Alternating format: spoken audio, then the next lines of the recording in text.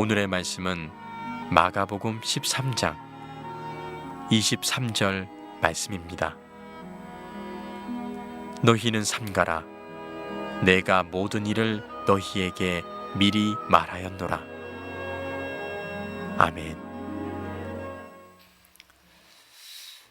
제가 지금 마가복음을 강의하는데 이 강의의 장점과 단점이 있습니다.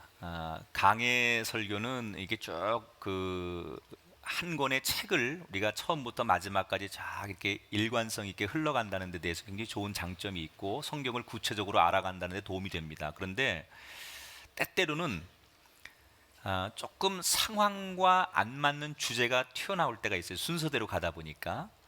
그리고 조금 무거운 주제가 나올 때가 있어요. 피하고 싶은 주제가. 오늘 제가 다루는 이 마가복음의 강해는 바로 그런 주제예요.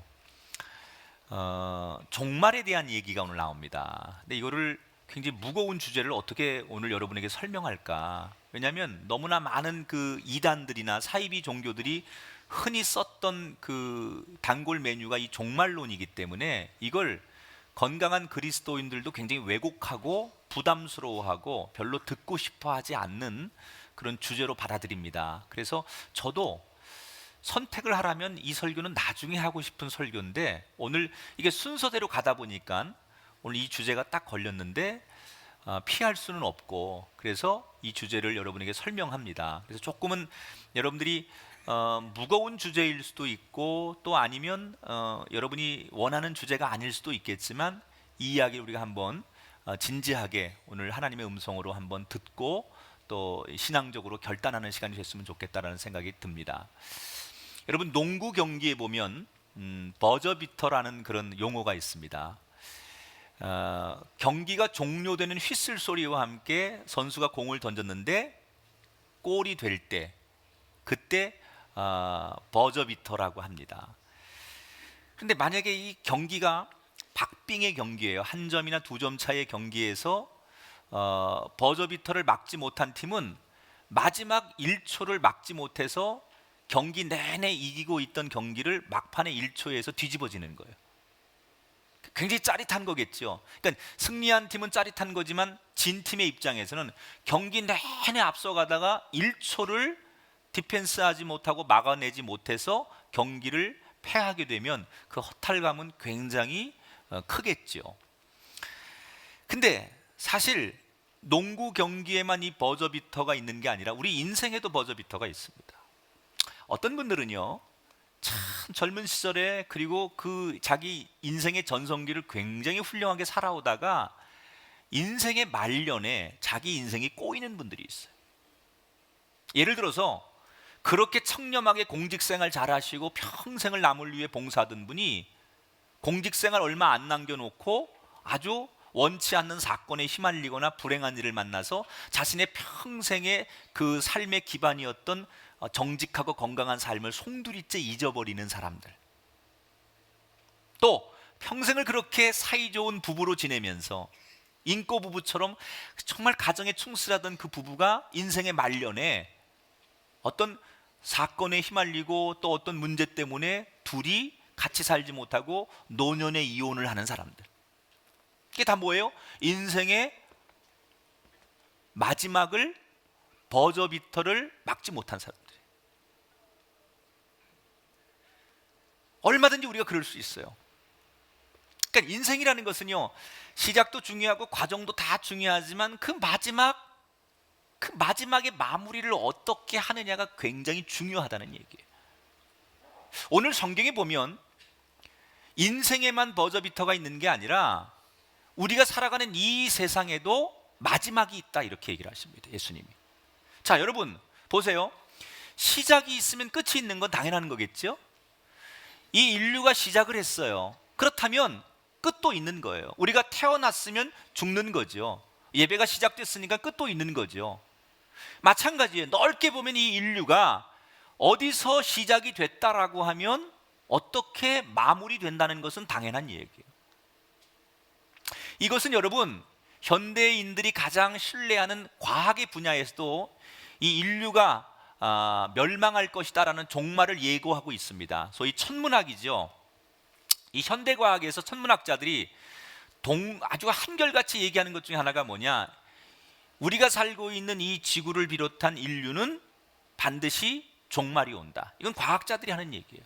특히 환경학적으로 보면 지구의 인류는 가까운 미래에 심각한 생존의 위기를 맞게 된다라고 하는 데 대해서 과학자들의 의견에 별다른 의의가 없습니다. 근데 이게 하나 다른 게 있어요. 성경이 말하는 종말하고 과학자들이 말하는 종말이 다른 게 있는데, 과학자들은 자연적 종말을 얘기하는 거예요. 지구의 수명이 다했다는 거죠. 그래서 자연적으로 종말이 올 것을 예고하는 거라면, 성경이 말하는 종말은 의도적 종말이에요. 그러니까 하나님께서 어느 순간에 어떤 의도를 가지고 이 인류의 끝을 맺게 하시는 거예요. 그러니까 자연적 종말이냐 의도적 종말이냐, 이것이 과학자들이 보는 종말과 성서가 말하는 종말론이 조금 견해가 다릅니다. 그러나 결론은 종말은 있다는 거죠. 어느 분야에서 얘기를 해도.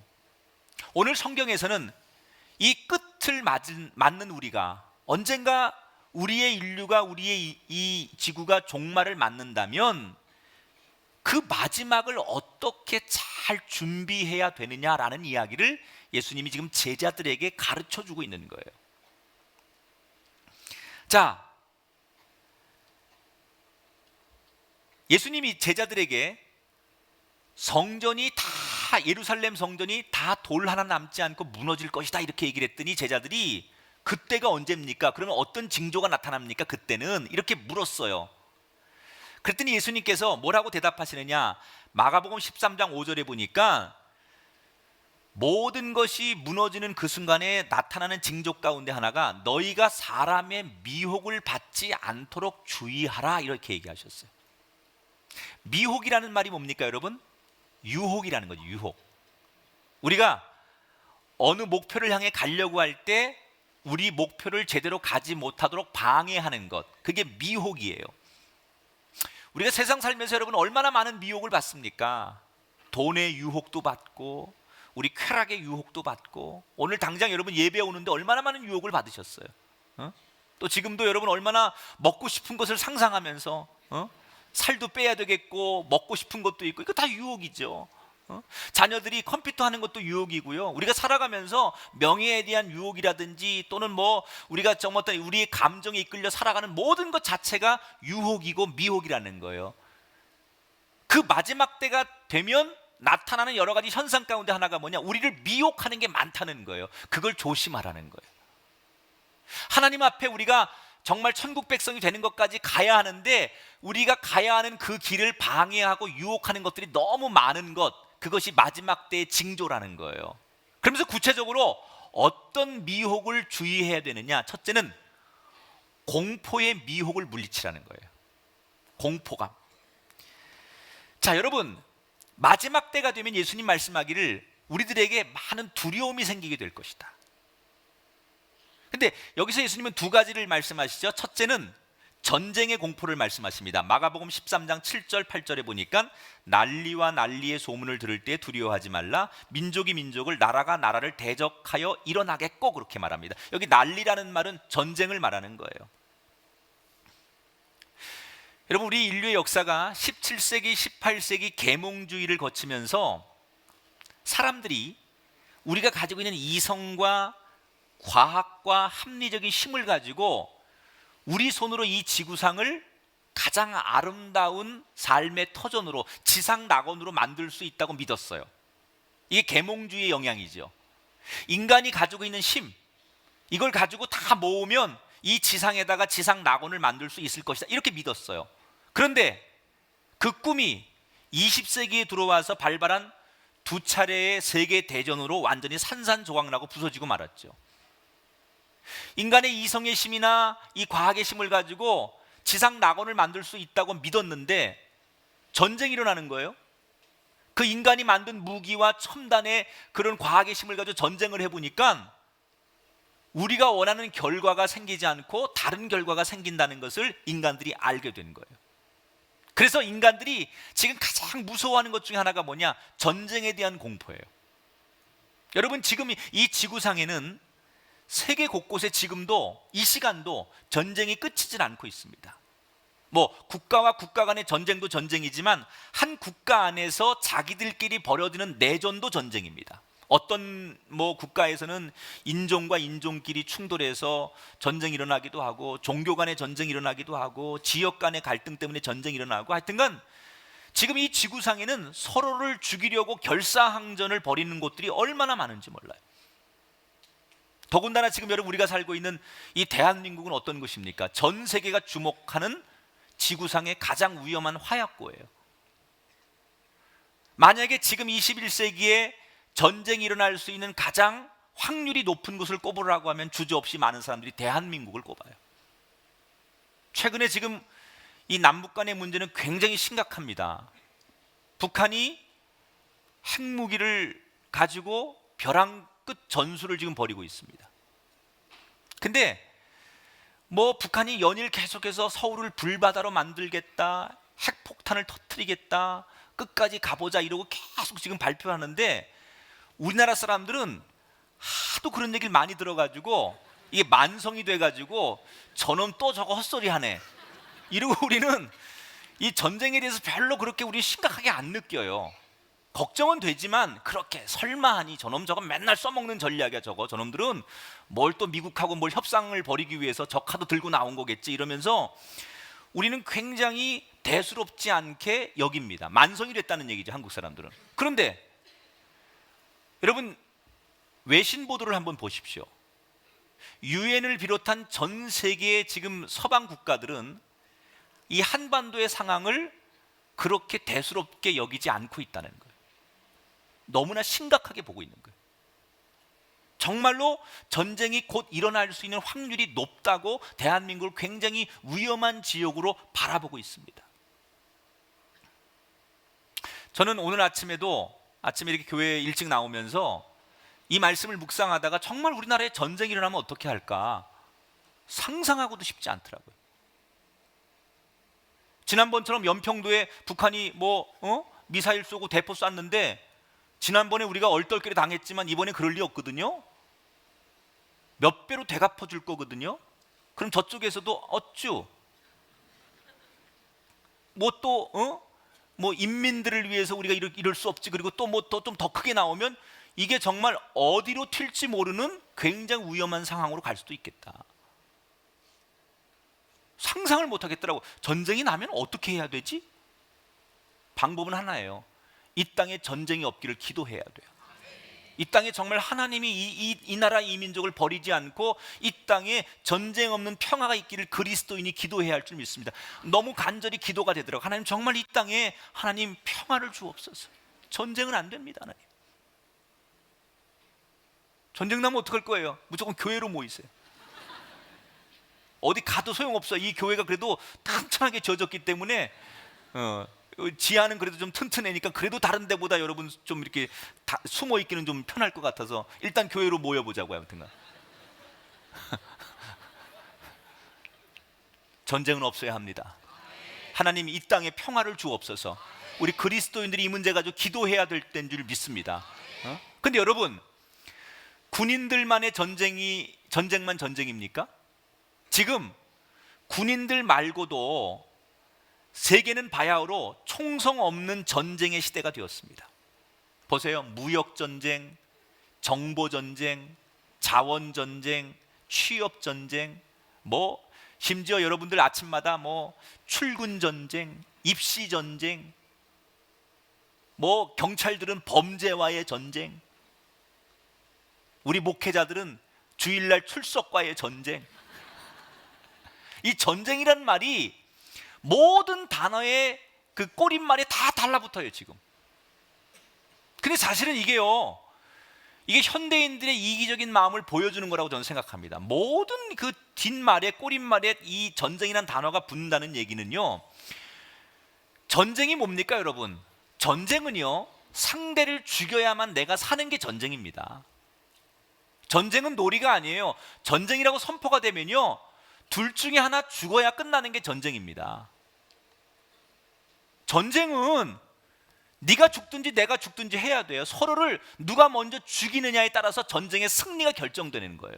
그러니까 우리가 이렇게 지금 말끝마다 전쟁 그런다는 얘기는 뭐예요? 남을 배려하고 무슨 이웃을 사랑하고 같이 더불어 살겠다는 그런 마음 없는 거죠. 너 죽이고 너 짓밟고 내가 서야 되겠다는 거예요. 돈을 위해서라면, 내 자식을 위해서라면, 내 인기와 명예를 위해서라면 전쟁을 불사해서 너 죽여서 내가 생존하는 것, 그것이 현대인들의 마음이라는 거예요. 군인들만 총 들고 전쟁하는 게 아니라 너무나 평범하게 살아가는 이 땅에 많은 사람들이 지금 전쟁이라고 하는 공포감에, 전쟁이라고 하는 이 큰 틀 안에서 우리가 놀아나고 있다는 얘기죠. 피도 눈물도 배려심도 전혀 없는 냉혹한 전쟁터와 같은 곳에서 우리가 지금 살아가고 있다는 얘기.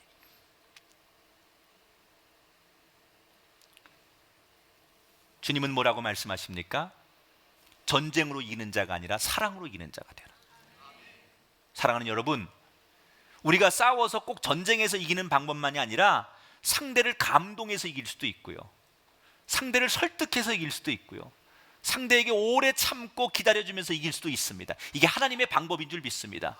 저는 여러분 모두가 전쟁으로 이기는 사람이 아니라 정말로 하나님의 사랑으로, 하나님의 은혜로 이기는 자 되시길 주의 이름으로 축원합니다.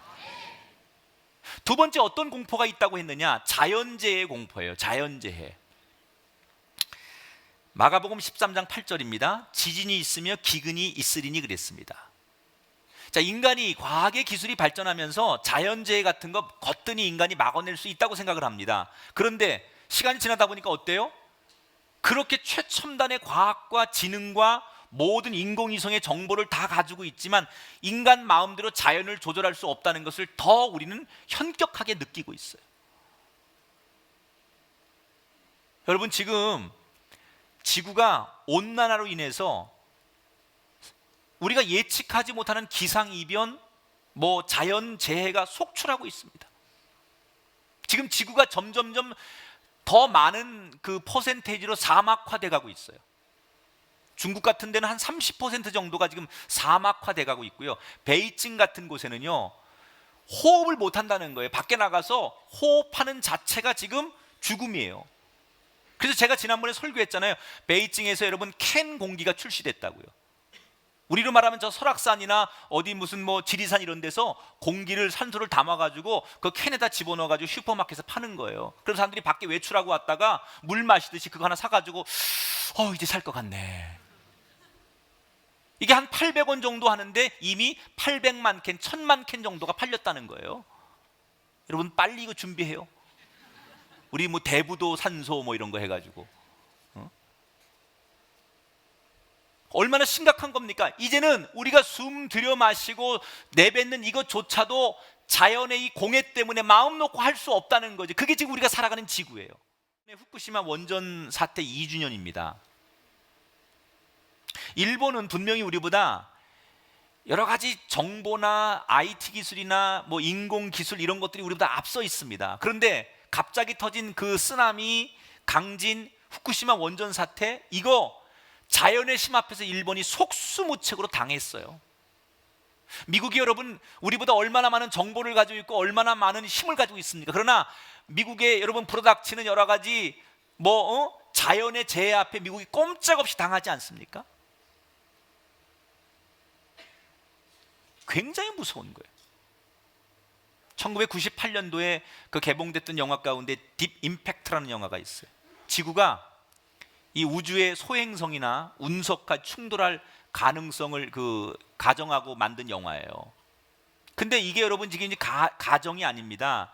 지난 2월 15일에 러시아 상공에서 직경 17m, 무게 1만 톤의 운석이 대기권에서 폭발하는 사고가 발생했는데 이 폭발력이 자그만치 히로시마 원자폭탄의 33배가 됐다는 거예요. 무슨 얘기를 하면 좀 놀래주고 그래요.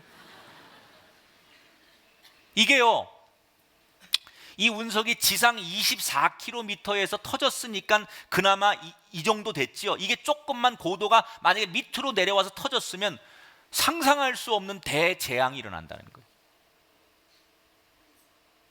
지난 1월 달에 여의도 크기만한 소행성이 지구 근처를 지나갔는데 천문학자들이 휴 하고 한숨을 쉬면서 이 소행성이 다시 2029년 4월에 일반 위성보다 더 낮은 고도로 지구를 비켜갈 것으로 예상하는데, 이게 만약에 예상보다 안 돼서 지구하고 어떻게라도 충돌이 일어나면, 여러분 이 지구가 대단한 별 같아요?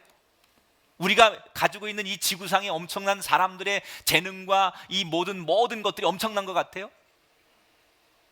이 우주 안에 떠도는 수없는 별들 가운데 어느 것 하나 와가지고 자동차끼리 충돌하듯이 지구와 충돌하면요, 악소리도 못하는 거예요. 지구는 정말로 가장 약한 별이고 아무것도 할 수 없는 가장 연약한 별이 지구예요.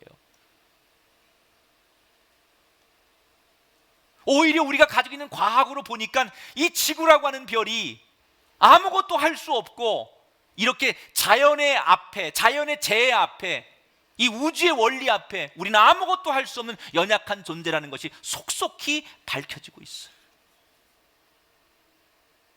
여러분 어떠세요? 지금 제 얘기 들으니까 두렵죠? 예수님이 이 얘기 하신 거예요. 마지막 때 되면 이런 얘기를 많이 하게 된다는 거예요. 그 사람들이 두려운 거야. 여러분 생각해 보세요. 지구가 언제 멸망할지도 모르고, 이거 무슨 언제 전쟁 날지 모르는데, 이런 설교 들어보면 여러분 무슨 생각이 들어요? 이거 내일이 무슨 내일이야? 직장이고 뭐고 다 때려치고, 학교고 뭐고 다 때려치고, 이거 내일 어떻게 될지 모르니까 라면 사가지고 어디 지하에 숨자. 누구 말도 안 믿게 되고 사람이 공황 상태에 빠지는 거예요. 그래서 이런 종말론을 얘기하고 멸망을 이야기하면 사람들이 현실 감각을 잊어버리게 된다는 거죠. 예수님이 지금 성경에서 제자들에게 마지막 때 이런 징조가 나타날 것인데, 그때 돼서 너희들이 그렇게 우왕좌왕하고 공황 상태에 빠져가지고 삶의 의욕을 잃어버리라고 이 말씀을 주신 게 아니라, 뭐라고, 어떤 의도로 이 말씀을 주시는 거냐? 그럴 때일수록 더욱더 하나님을 바라보라는 거예요.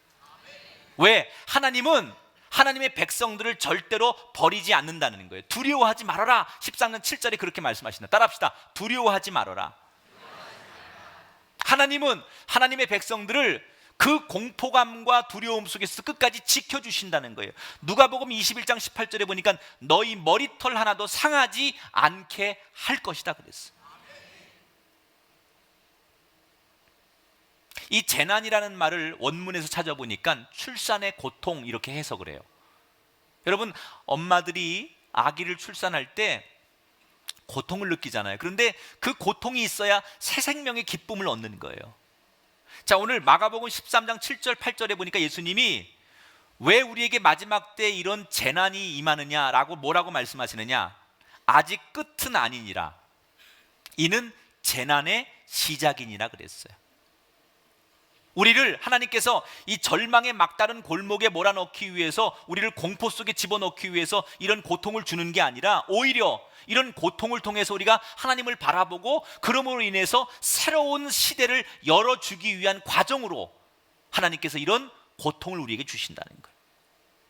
그러니까 이런 지구상의 각가지의 재앙들, 이런 것들을 바라보면서 우리는 절망하고 낙심할 게 아니라 더더욱 하나님 앞에 소망을 가지고 하나님이 베푸실 은총을 기대하고 그 하나님을 더 굳게 믿고 부르짖는 그런 신앙의 사람이 되어야 할 줄 믿습니다.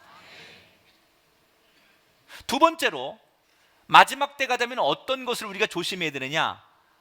박해가 온다 그랬어요. 박해. 여기서 말하는 박해라는 것은 신앙의 박해를 말하는 거예요. 여러분들이 교회에 오는데 아무 장애가 없이 교회에 오는 분들은 신앙의 박해라는 게 뭔지 몰라요. 그런데 정말로 이 신앙의 박해를 당해본 분은요, 어떤 고통보다도 내가 신앙생활을 하는데 어려움이 있는 박해만큼 큰 고통이 없습니다.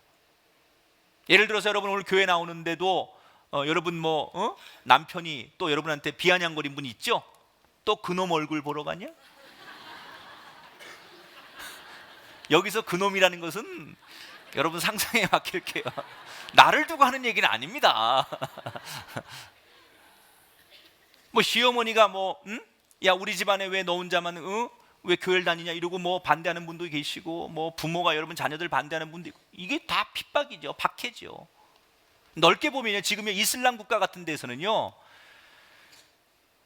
그 나라에서 그리스도인이 된다는 것, 기독교인이 된다는 것은 법으로 목숨을 내놓는 거예요. 실제로 개종을 했기 때문에 처형을 당하고 가족들이 사형장에서 사형을 당하는 예가 지금도 빈번하게 일어나고 있어요. 마지막 때가 되면 기독교인들에게 신앙의 종교적 박해가 많을 것이다. 그것이 마지막의 징조다라고 예수님께서 말씀하십니다. 자, 그러면 하나님을 믿는 사람들에게, 하나님을 믿겠다고 나선 사람들에게 하나님은 마지막 때 왜 지켜주지 않으시고 왜 악의 무리 속에서 우리를 고통 속에 그냥 내버려 두시느냐? 이해가 안 되잖아요. 우리가 하나님을 나의 아버지로 또 나의 구주로 내가 믿고 기독교인이 되면 하나님께서 우리를 지켜주셔야 되는데 왜 우리를 지켜주지 않고 환난과 핍박 가운데 그냥 그러면 내버려 두시는 걸까? 그 이유를 마가복음 13장 9절에 예수님이 이렇게 대답하십니다. 이는 그들에게 증거가 되려 함이라. 이 말은 이런 얘기죠. 환난과 핍박을 하는 사람들, 그들도 하나님 보실 때는 언젠가 구원을 받아야 될 불쌍한 영혼들이에요. 그런데 마치 예수님께서 하나님의 명령대로 십자가를 지시지 않았다면 인류의 구원이 없는 것처럼 누군가 희생하더라도 그렇게 핍박하고 환난을 만드는 사람들에게 그리스도의 복음을 전하는 사람이 있어야 된다는 거죠. 적어도 기독교에 대해서 핍박하는 사람들에게 핍박을 당하면서도 그 자리에 있어야 되는 이유는 그들에게 이 핍박을 당하는 사람이 마지막에 희망의 불씨가 된다는 얘기예요. 누군가는 그들에게 복음을 전해야 되는데 내가 핍박받는 것이 두려워서 그 자리를 떠나면 그 누구도 그들에게 복음을 전할 수 없기 때문에 하나님은 핍박 가운데 우리가 그들에게 희망의 불씨가 되기를 원하신다는 거예요. 그래서 마지막 때 분명히 기독교에 대한 박해와 종교적인 핍박이 있겠지만 그것을 이겨내길 원하시는 하나님. 그런데 여러분, 그냥 우리를 방치하고 알아서 너희들이 이겨내라 그렇게 약속하지 않고 뭐라고 약속하셨어요? 성령님을 통해서 우리를 돕겠다고 말씀하셨어요. 우리를 인도해 주시겠다고 말씀하셨어요. 우리를 응원해 주시겠다고 말씀하셨어요. 그러므로 여러분, 여러분의 힘으로 종교적 박해가 올 때 여러분의 지식으로 맞서지 말고 성령의 도움을 구하시기 바랍니다. 난 여러분의 인생에 성령께서 돕는 은혜가 있기를 주의 이름으로 축원합니다. 여러분, 복음은 내가 전하는 게 아니에요. 성령께서 나를 도울 때 전하는 거예요. 이게 우리 인생의 습관이 돼야 돼요. 성령이 나를 도울 때 그 성령에 취해서 부르는 노래하고 내가 내 재능으로 부르는 노래하고 달라요. 성령의 인도하심 따라 말씀하는 거 하고요, 내가 내 지식을 가지고 말씀을 전하는 거 달라요. 난 여러분 성령의 도움을 받으시기 바랍니다. 성령님은 우리를 도와주시는 분이에요. 어떤 어려움과 박해와 환난 가운데 있을지라도 분명히 성령의 도움을 받는 우리가 되기를 주의 이름으로 축원합니다. 마지막 세 번째, 오늘 예수님은 마지막 때가 되면 거짓의 미혹을 조심하라 그랬어요. 거짓의 미혹. 자, 마지막 때 나타나는, 지금 말세에 나타나는 증거가 갖가지의 재앙의 공포가 몰려오고 극심한 신앙의 박해가 생긴다. 자, 이런 일이 생기면 사람은 본능적으로 자꾸 그 어려움에서 피할 길을 찾게 됩니다. 그러면 사람들이 자꾸 두려워하고 소극적으로 움츠려들면 반드시 그때 등장하는 존재가 있습니다. 사기꾼들입니다. 여러분, 사기꾼은 언제 등장하는 줄 알아요? 사람들이 힘들고 어려울수록 사기꾼들이 많아요. 원래 경영학에서 그 마케팅을 할 때 여러 가지 마케팅 방법이 있는데 그 중에 하나가 공포 마케팅이라는 게 있어요. 사람들에게 공포심, 두려움을 집어넣어 주고 그 심리를 이용해서 이익을 챙기는 마케팅, 이 공포 마케팅이에요. 그러니까 여러분 지금 여자분들도 그거에 많이 속고 계신 거예요. 예를 들어서 화장품 회사에서 자외선 쐬면 얼굴에 주름 생기고 피부 암 오고 완전히 얼굴이 팍 늙는다고 공포감을 주는 거예요. 그러면은 자외선 안 쐬려면 어떻게 되냐? 이거 발라야 된다는 거야.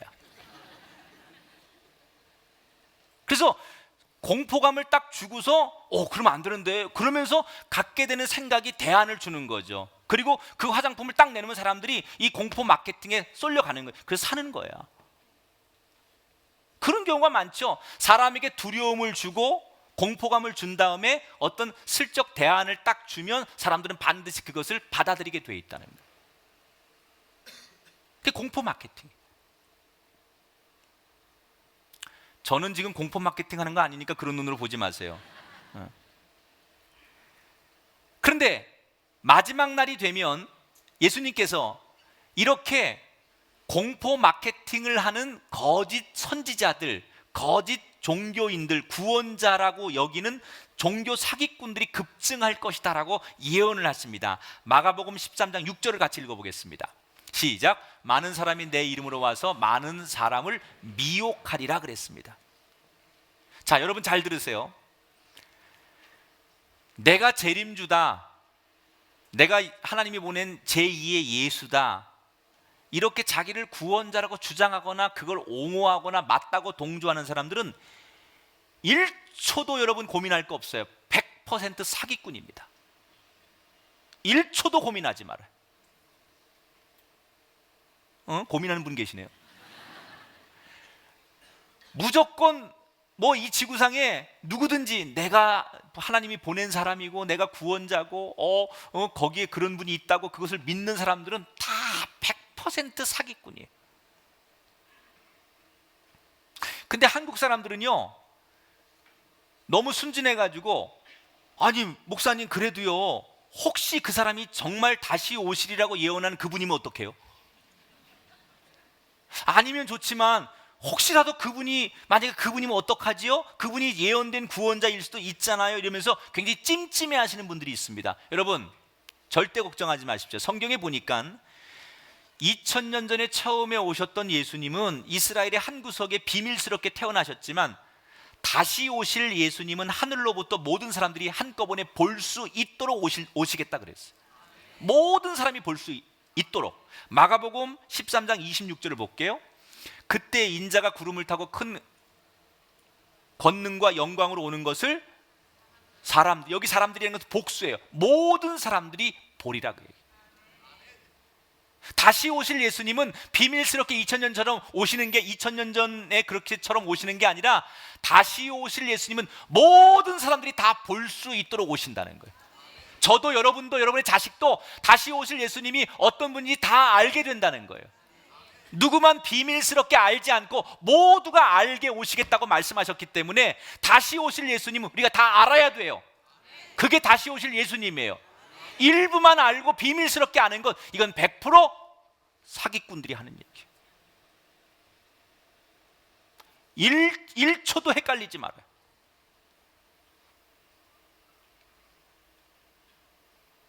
언제나 우리에게는 성경 말씀, 이것이 기준이 되고 이 말씀이 표준이 되고 이 말씀대로 따라가야 돼요. 여러분, 지금 우리나라가 전 세계에서 아마 예수님은 한 분인데 자칭 예수라고 하는 분이 한 3,000명 된다죠. 언제 하나님이 이렇게 예수님 많이 나셨는지 모르겠어요. 지금 전 세계에서도 대한민국이 가장 많은 종말론, 재림주, 사기꾼들이 가장 많은 곳이에요. 오늘 여러분 마가복음을 제가 얘기하다가 할 수 없이 이 주제를 얘기하지만 분명하게 우리의 신앙에 관점이 생기게 되길 주의 이름으로 축원합니다.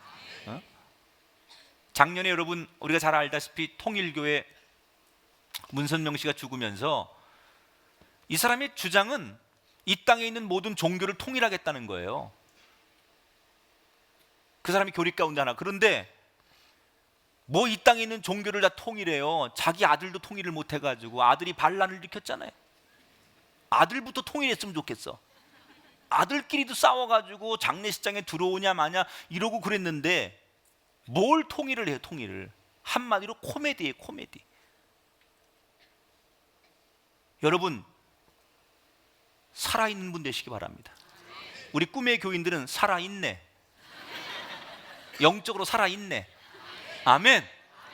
정말 뭐가 뭔지 구분도 못하는 죽은 영혼 되지 말고, 죽은 영혼은요, 물고기는 이리 물이 흘러가면 이리 떠내려가고 저리 흘러가면 저리 떠내려가는 그런 영혼이 말고 살아서 진리를 향하여 거슬러 올라갈 수 있는 그런 분들이 되시기를 주의 이름으로 축원합니다. 예수님도 뭐라고 말씀하시냐? 마가복음 13장 32절에 보니까 그러나 그날과 그때는 아무도 모르나니 하늘에 있는 천사들도 아들도 모르고 아버지만 아시니라. 종말의 시각을 구체적으로 못 봤거나 그날과 그때는 아무도 알 수 없다 그랬어요. 그런데 어떤 분이 이 성경 구절을 또 교묘하게 말장난으로 이용하더라고요. 그날과 그때는 알 수 없다고 성경에 말했지만 계절이나 연도 정도는 알 수 있는 거 아니냐. 또 그렇게 또 말을 바꿔가지고 그래서 시한부 종말론이라고요. 언제쯤 우리가 종말이 올 것이다. 몇 년 정도의 종말. 날짜는 못 박잖아요, 이 사람들은. 성경대로 말하면 그날과 그 시각은 모르지만 연도나 계절은 안다. 그래가지고 시한부 종말론자들이 이렇게 또 말장난을 하면서 하는데 그것도 역시 100% 거짓말이에요. 자, 그러면 여러분 한 가지 우리가 의문점이 있어요. 왜 하나님은 우리 믿는 사람들에게조차도 분명히 마지막이 있다고 말씀하시면서 그때가 언제인지 우리에게도 가르쳐 주시지 않는 걸까? 왜 심지어 예수님에게도 그때를 가르쳐 주시지 않았을까? 하나님께서. 궁금하죠? 궁금해? 안 궁금해? 궁금하잖아요. 이유는 하나예요. 우리로 하여금 깨어있게 하시기 위해서. 자, 가정을 해봐요. 만약에 하나님께서 우리들에게 언제 어느 때 종말이 올 것이다 라고 정확하게 가르쳐 주셨어요. 그럼 어떤 현상이 벌어질까요? 사람들이 막 살다가 그 시간이 임박해가지고 속성으로 신앙생활 하는 거예요. 어차피 뭐 그때까지 임박할 때까지만 막 날다 그때가 임박하면 그때 가서 교회 가서 등록하고 그때 가서 세례 받고 그때 가서 뭐 좀 어떻게 잘해가지고 그때 타면 되지라는 생각을 한다는 거죠. 하나님이 원하시는 신앙은 그게 아니에요. 처음부터 마지막까지 일관되길 원하시는 거예요. 항상 깨어 있어라라는 얘기는 어느 때 주님이 오셔도 그날이 오늘이든 내일이든 어제든 상관없다는 거예요. 어느 때 오셔도 어느 때 주님이 다시 오신다 할지라도 내가 항상 그 주님을 맞이할 수 있는 준비된 신부처럼 그 신랑을 맞이할 수 있는 그런 영혼이 되는 것, 그것이 그리스도인이 가져야 될 신앙이라는 거예요. 여러분 항상 깨어 있으시기 바랍니다. 신앙은 무슨 검정고시 속성으로 해가지고 운전면허 속성으로 따고 그렇게 하는 게 아니라는 거죠. 신앙이라는 것은 처음부터 마지막까지 일관되는 거예요. 우리가 감사를 받는데 정기감사가 있고 특별감사가 있어요. 정기감사는 세무서라든지 아니면 감사기관에서 예고를 해요. 언제 감사 나가겠습니다. 그러면 막 준비하죠. 서류도 준비하고 막 다 준비해요. 그래서 감사를 통과해요. 대개는. 그런데 예고 없이 갑자기 감사가 들이닥치면 막 사람들이 우왕좌왕하고 아무것도 준비 안 된 상태에서 대개는 문제점들이 노출됩니다. 여러분 우리의 신앙이 예고 없이 주님이 항상 우리에게 어느 때든지 오셨을 때 특별 감사를 요구하시고 아무 때나 오셔도 내가 주님 앞에 내 모습 이대로를 내어놓을 수 있는 신앙이 진짜지요. 그 정답을 맞히기 위해서 그때만 잘하는 거, 그때만 꾸미는 것, 그것이 우리의 신앙이 돼서는 안 된다는 거예요. 그래서 그리스도인들에게 요구하는 것은, 가르쳐주지 않는 것은 우리가 그때가 언제인지 모르지만 분명히 그때가 올 텐데 그때까지 항상 깨어있는 성도가 되기를 원하신다는 거예요. 오늘 말씀의 결론이에요. 그 예수님은 왜 제자들에게 이 마지막 때에 대한 이야기를 가르쳐 주셨을까? 이건 하나님의 마음입니다. 어떤 마음이냐면 미리 우리들에게 예상 문제지를 준 거예요. 모범 답안을 준 거예요. 그리고 이것 가지고 마지막을 잘 통과하기를 바라는 하나님의 마음이에요. 제가 이번 학기도 연세대학 가서 강의를 하는데 대학원 과정에 들어가면 제 클래스에 16명의 학생이 수업을 들어와요. 거기에 현직 대학 교수도 있고 의사도 있고 방송인도 있고 그래요. 근데 젊은 학생들도 있지만 그렇게 각 분야의 최고 되시는 분들이 이미 자기 자리를 가지고 있는 분들이 신학을 좀 공부하고 싶다. 그래서 연세대학교 신학대학원에 입학하신 분들이 들어와 수업을 듣는 거예요. 근데 이렇게 보니까 똑똑하시고 훌륭하긴 하지만 이분들이 굉장히 다 자기의 포지션이 있고 굉장히 바쁜 분들한테 내가 젊은 학생들처럼 강도 높게 수업을 하고 시험을 치르고 이러면 이분들이 굉장히 힘들 것 같더라고요. 그러니까 교수 입장에서는요, 학생들을 평가할 때 가장 좋은 건 시험 치는 겁니다. 시험 치면 잡음이 없어요. 왜? 시험 결과대로 채점하면 되니까요. 근데 시험을 치르지 않고 평가를 하면 말이 많아요, 항상. 그래서 항상 제가 학교에서 이렇게 학생들 그 시험 치르고 나서 학기 말 평가를 하고 나면 항의 메일을 많이 받아요. 교수님 성적이 제일 안 나와도 제가 장학금을 못 합니다라든지 내 인생 책임질 수 있습니까? 라든지 뭐 그래서 다시 재심을 요청합니다. 저하고 평생 밤길 안 마주치실 일 없잖아요. 뭐 이러면서 뭐 이런 학생도 있고 막 그래요. 근데 제가 이렇게 이제 그 학생들 그 석사 과정에 들어온 학생들한테 첫 시간에 무슨 얘기를 했느냐? 제 수업에 대해서 너무 부담을 갖지 마십시오. 시험에 대해서 부담을 갖지 마십시오. 제가 여러분에게 평가를 위해서 과제물이나 시험을 안 칠 수는 없습니다. 그런데 조건이 하나 있습니다. 내가 여러분을 믿기 때문에 내 수업 시간 여러분 편안하게 해주고 싶어서 내가 미리 책 한 권을 지정하거나 아니면 내가 어떤 중요한 예상 문제를 한 10문제 정도 내가 이렇게 얘기를 해놓겠습니다. 어떤 주제를 타이틀을 내가 얘기를 테니까 이 타이틀 안에서 적어도 이 범위에서 벗어나지 않도록 여러분에게 테스트를 할 거니까 너무 그렇게 걱정하지 마십시오 라고 얘기를 해요. 저는 참 좋은 교수예요. 나 같은 교수가 없어요. 그냥 대개 수업하고서 뭐 그런 예상 문제가 어디 있어요. 교수가 그냥 시험 문제 내는 거예요. 그런데 만약 그걸 조금만 이렇게 방향을 바꿔서 틀어서 내놓으면 학생들이 굉장히 어렵죠. 그런데 저는 사람이 생긴 그대로야. 착하게 생기고 그렇게 비웃으면 간에 손상이 가요. 제가 골탕을 먹이려고 하면요, 저 편하자고 하면요 아무 예상 문제 안 가르쳐줘도 돼요. 그리고 답 못 쓴 대로 그냥 쫙쫙 갈라쓰고 평가하면 편합니다. 그런데 적어도 그분들을 볼 때 내 마음속에 야, 이 어려운 때 신학을 공부하겠다고 오신 저분들한테 내가 정말 사랑하는 마음으로 내가 정말 교수의 눈으로 뭔가를 막 저 사람들을 감시하는 게 아니라 도와주는 협력자가 돼야지라는 그런 마음이 생기니까 어떻게 하든지 그분들이 용기를 내고 행복하게 공부할 수 있도록 하는 방법이 뭘까? 생각해 보니까 미리 예상 문제 주는 거예요.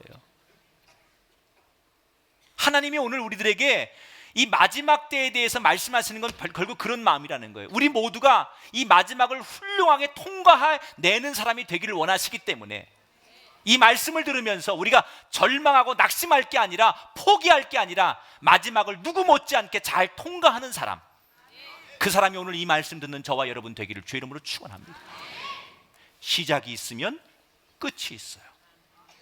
끝은 분명히 있지만 그 끝이 절망의 끝이 아니라 또 다른 시작의 끝이라는 것을 기억하시면서 그 하나님의 사랑의 마음을 담고 늘 우리의 인생 속에 항상 우리의 마지막이 있다는 생각, 그래서 겸손하게 진실하게 하루하루를 살아가는 종말론적인 신앙을 갖는 건강한 교인들이 되시기를 주님의 이름으로 축원합니다.